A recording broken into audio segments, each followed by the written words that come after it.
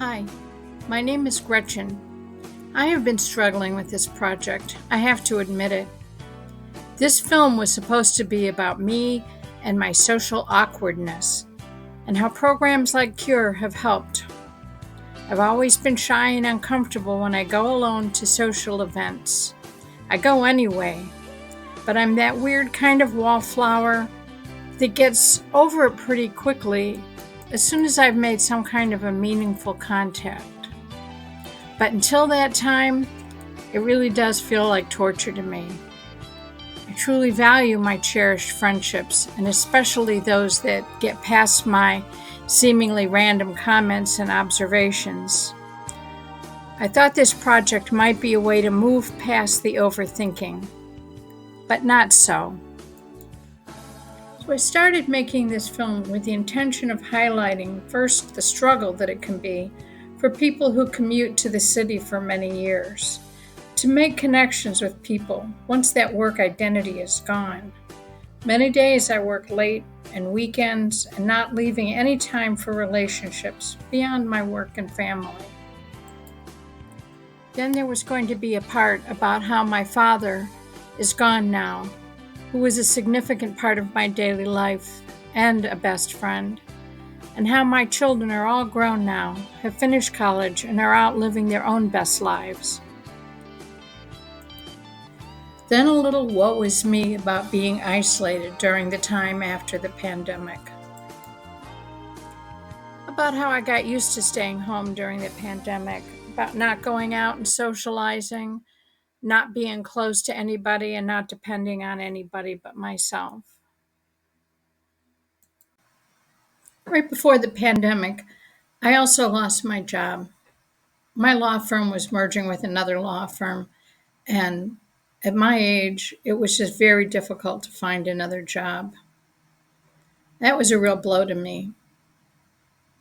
After the pandemic started to settle down, the vaccination was available, and I got vaccinated every chance I got, I started looking around for ways to reintegrate, and that would be bringing me to the meat of this video.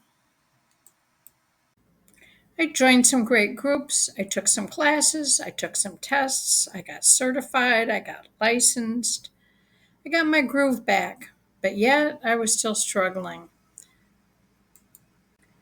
And this is where the movie would really flourish, just as I've started to flourish when I started attending offerings by nonprofit organizations such as Cure, IUN, Legacy Foundation, the libraries, and many, many art organizations.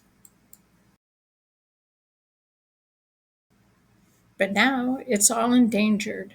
I'm struggling to tell the story of something that might disappear at any minute. This could all go away. All of these programs depend on state and federal funding, which is all endangered now. In spite of all the wonderful programs, the new connections I've made, the return of my confidence in moving around in the world, the truth is that the external environment is very distracting.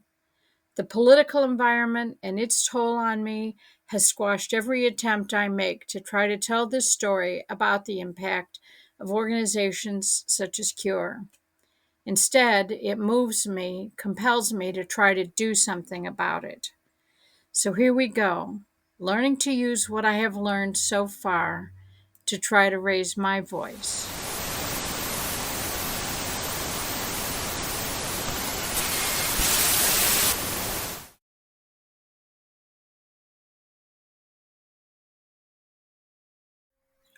Why is all this happening?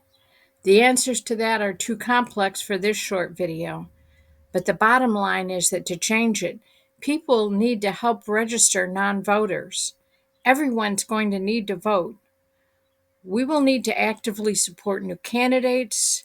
We'll need to protest, sadly, and to talk about it really openly. The only way to defend the institutions and organizations that we depend on and love is to be active and to be brave. Well, here it is again, Saturday morning, and I'm getting ready to go and protest to save my country again.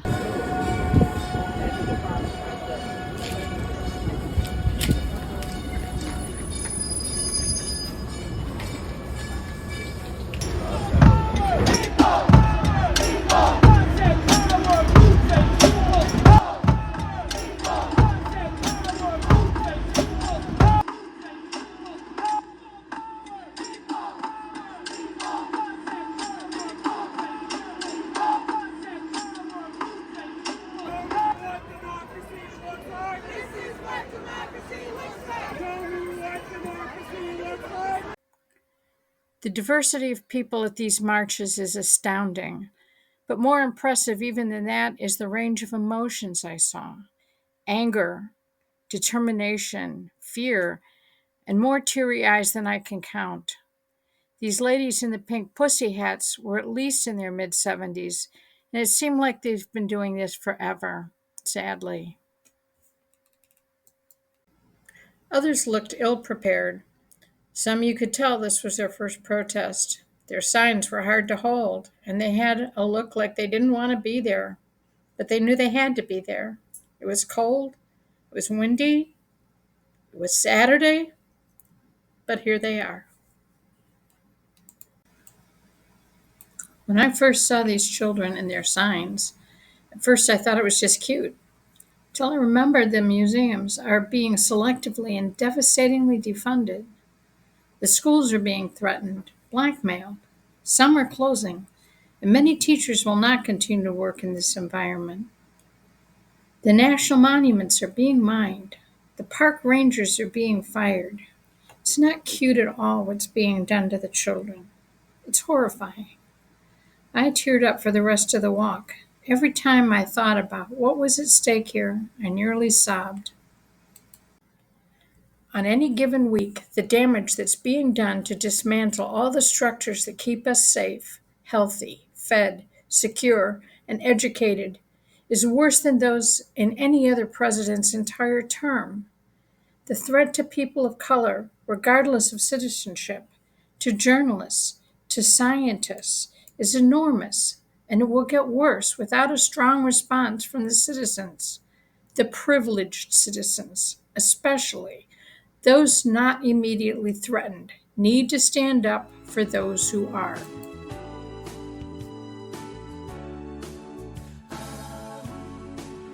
I know I hijacked this assignment to get this off my chest, but I would like to get back to our sponsor who makes learning programs like these possible. I might fight to change the policies that are hurting us, but that's going to take a long time. In the meantime, they need us to boost their impact by attending events, sharing the word, by bringing a friend with us, and just showing up. And while you're out, say hello to the person sitting alone. They appreciate it.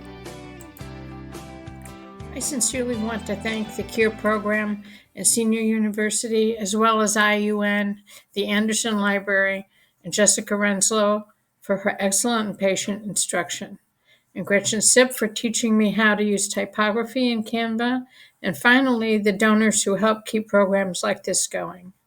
You have our backs, and hopefully we'll have yours.